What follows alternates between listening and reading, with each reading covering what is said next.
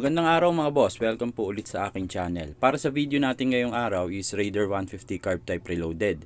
So, nag-chat nga si boss, ang sabi nga niya ipapagawa niya yung motor niya. Ang problema dun sa motor niya, gamit pa daw niya yung motor tapos bigla na lang daw umingay tapos tumirik. So, ang ginawa niya, pinahinga niya yung motor tapos tumawag siya ng rescue. So, parang ang napansin niya dun sa motor, parang sobrang init daw ng makina. So, pakiramdam niya parang nag-overheat.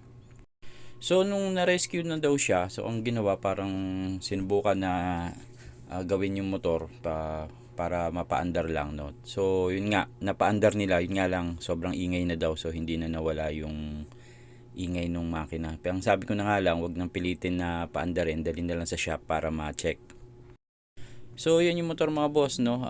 Raider 150 Carb Type Reloaded. 179,000 odo. So, sabi nga ni Boss Ryan, una niya munang bubuksan yung clutch side, no, para makita kung may problema diyan.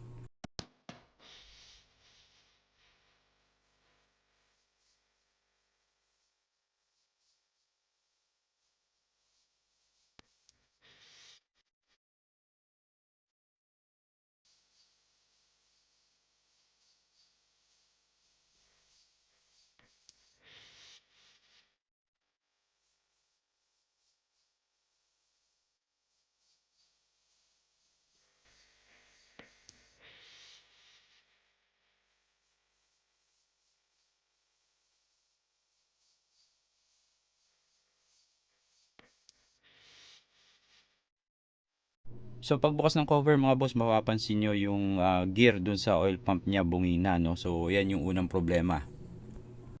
So, isa rin yan sa problema ng motor ni boss, no, yung tornilyo dun sa tambucho, putol na parehas.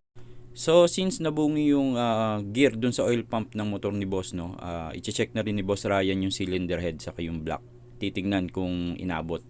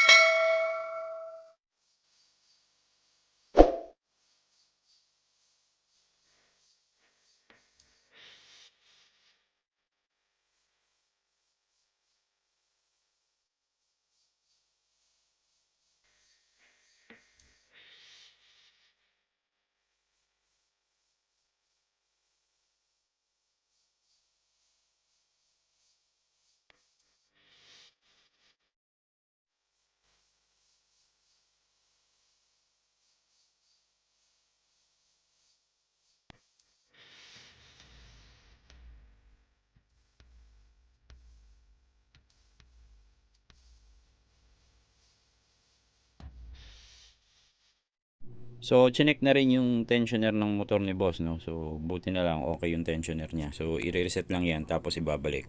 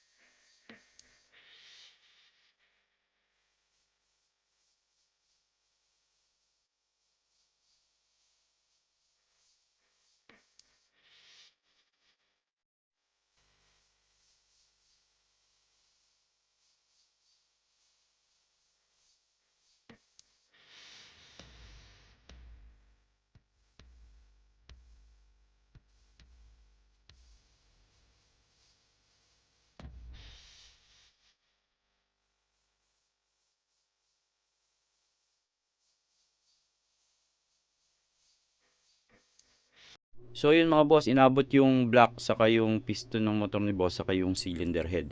So ang nangyari diyan mga boss, unang nabungi yung oil pump gear niya, no. So dahil nabungi yon, ang nangyari, hindi na umakyat yung langis doon sa cylinder head. So yun yung narinig niyang umingay na nagkiskisa na yung mga bakal doon sa sa makina, no.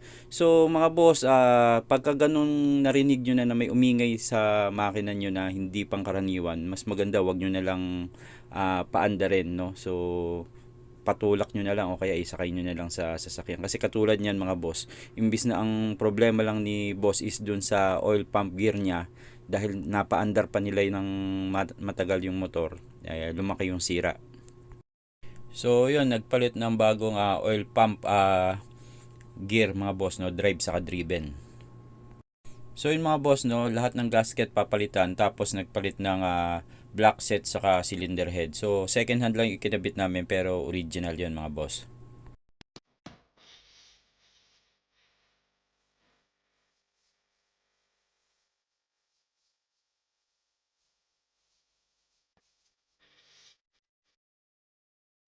So timing chain saka guide mga boss, nagpalit ng bago.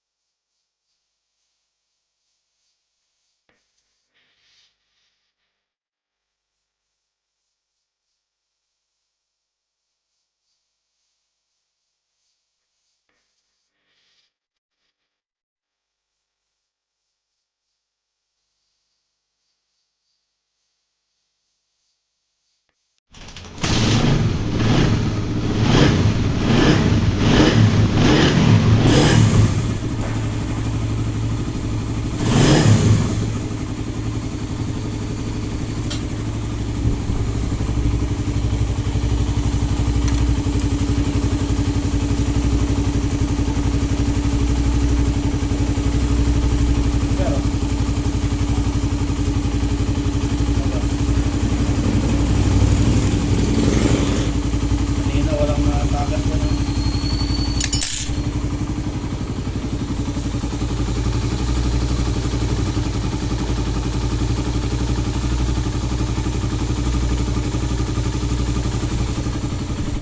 So yun mga boss, no, after na gawin yung motor ni boss at palitan yung mga damage parts, okay na yung motor niya. So remind ko ulit mga boss, kapag may narinig kayong unusual na ingay na hindi pangkaraniwan, hanggat maaari wag nyo nang paandarin para hindi na lumaki yung sira. So para dun sa gusto magpa-check ng motor nila, pwede nyo kaming bisitahin dito sa shop. Mas okay din kung mag-chat muna kayo para at least may schedule natin yung motor nyo. Salamat mga boss.